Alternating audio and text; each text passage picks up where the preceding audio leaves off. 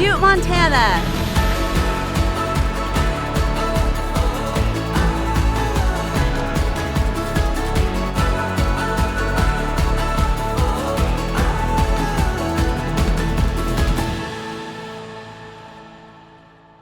This was supposed to be a 1-day stay for us, which turned into 8 days.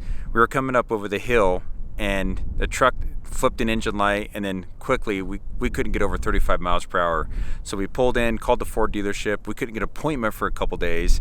And then once we got the appointment, we found out that we lost the DEF pump. You know, we're new to RV life and we're still learning.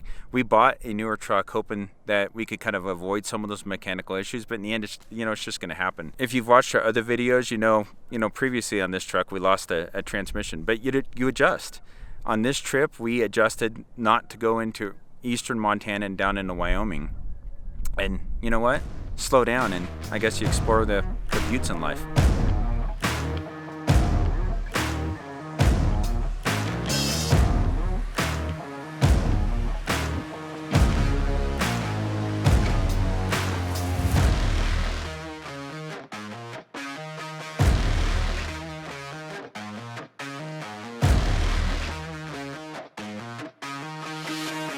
We're at the World Museum of Mining, and it's time to do an underground mine tour. When we went to the Lewis and Clark Caverns, they told me it was 48 degrees down there. I brought my jacket, and it was hot. It was not cold down there. We just got in here, and I didn't bring my jacket. I brought it with me just in case. I got in here, and she's like, yeah, you're gonna need your jacket. It's 48 degrees. Guess we'll see.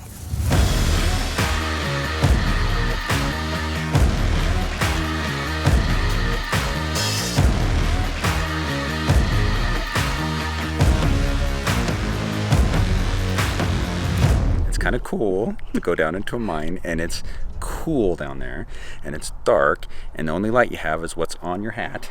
And then at one point he makes you turn off your lights, and he lights a candle and show you what was used at one point for light down in the mines, and then he blows it out. You can poke yourself in the face and you still won't see your fingers. So to get into the museum, it's $9 per person. But if you want to do the underground tour, it's $21 per person, and you definitely want to do it because it's take you down and go. It's 100 feet below the surface. I don't think you need to wear a jacket though. Don't let them fool you. They'll tell you that you need to wear a jacket. Our tour guide was in a t-shirt. They told me that I need to go get a jacket on. I went out to the car and got my jacket. I didn't put it on. I carried it around the whole time. Don't wear a jacket. They say it's 45 degrees below. It was actually felt really nice because it's warm outside. Yeah, it was really nice down there. And it's a nice little walk. Not bad. Kind of cool to see everything underneath. Mm-hmm. But that's only $21 to do that. They only take 10 people at a time right now because of COVID. So you do have to make reservations. And we hear people keep coming into the front office asking for the tours, and she keeps saying, no, they're all booked up.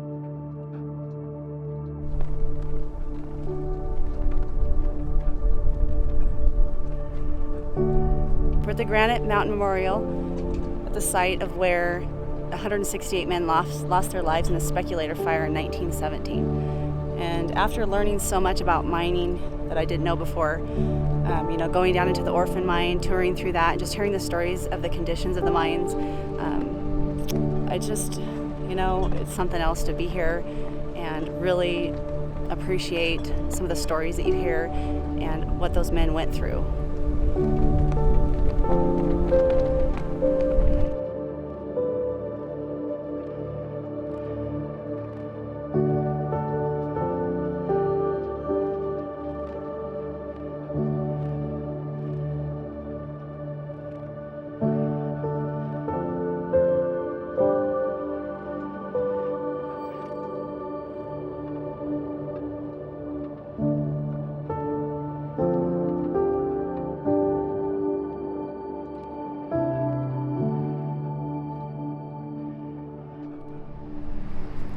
Do you know who Evel Knievel is? I've heard about him. My name is Evel Knievel. I'm a professional daredevil. We didn't know that he was born in Butte or was laid to rest in Butte, but Miranda told us he's laid to rest in the Mountain View Cemetery. They carved this stone when he was going to jump to Snake River Canyon in 1974, and it's probably for publicity that it's dangerous, he's not going to make it. His headstone is carved. There's an identical one to this at the actual jump site at the Snake River Canyon. This stone was being held by somebody in Idaho. I don't know if it was a friend, But when it was coming time for him to pass, he had it shipped back over here at Butte to mark his site. A mile-long leap of the Snake River Canyon from this point on September 8th, 1974. Sarah, the Snake River Canyon, is it farther than a mile from here? I'm thinking it's a little bit further than that. Yeah, we checked. It was 366.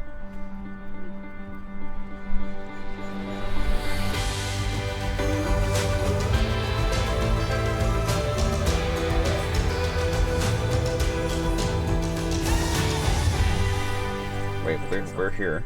Yeah.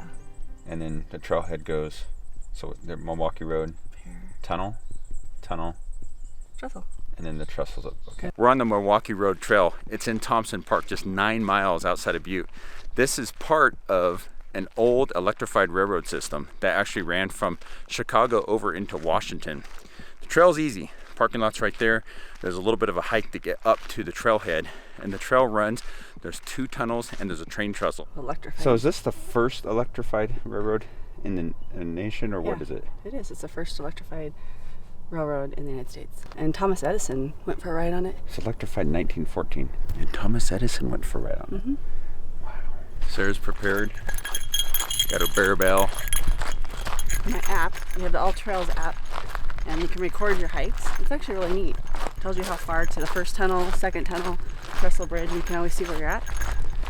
Most important process though is offline access, because I don't think we have any cell reception. Yeah. Hey, we do. We have 2 bars right now. A spike. It's a little weird how when they clean up the railroad, that there's like they just took out the ties and they threw them to the side. The power poles are still standing. Actually, most of them are falling. They're laying on the ground. But for those of us that like trains, it's kind of cool because we actually get to discover some history. I think there's a tunnel right here. Oh yeah, it's the first tunnel. Because if they cleaned it all up, we wouldn't be able to, we wouldn't find anything. Like spikes or ties or power poles, you wouldn't see how things actually work. It is kind of fascinating that they just leave it, like all those poles are hanging over with.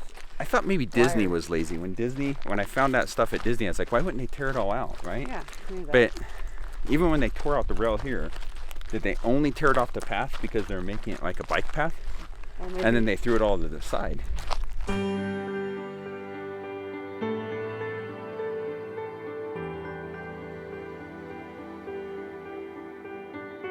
Okay, we went through the first tunnel, and that tunnel was 550 feet. Mm-hmm. And we're approaching the second tunnel. Whew! And that's 1,100 feet long. 1,100 feet. Which I guess pales to still what we're going to be done next week when we're on the Hiawatha Trail. Mm-hmm. And I think that tunnel is like, is it 5,000 or 7,000 feet? I had 5. 5, 6, 7. 8. I haven't read on it. I'm just regurgitating what people tell me. The Hiawatha Trail, that tunnel's big. We get to go experience that. Next week, we're going to be biking the Hiawatha Trail. Which, I mean, that's something I've always wanted to do. So I'm really looking forward to that.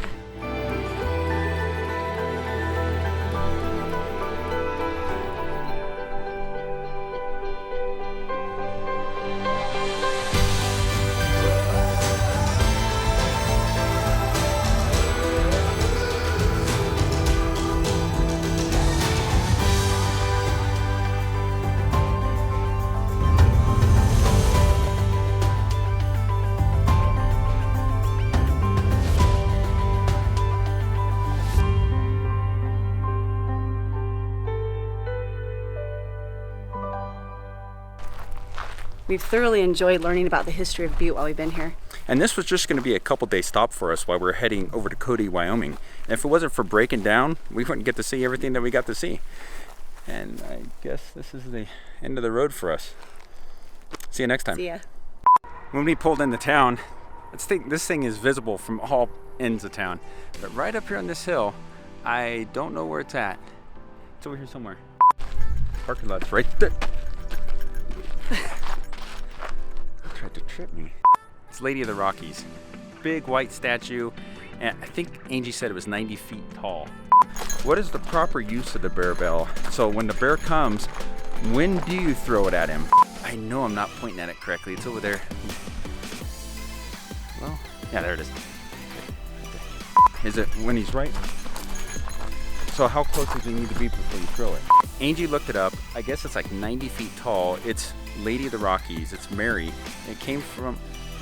Are you watching me? I just got so... She's watching me. I know she's watching me.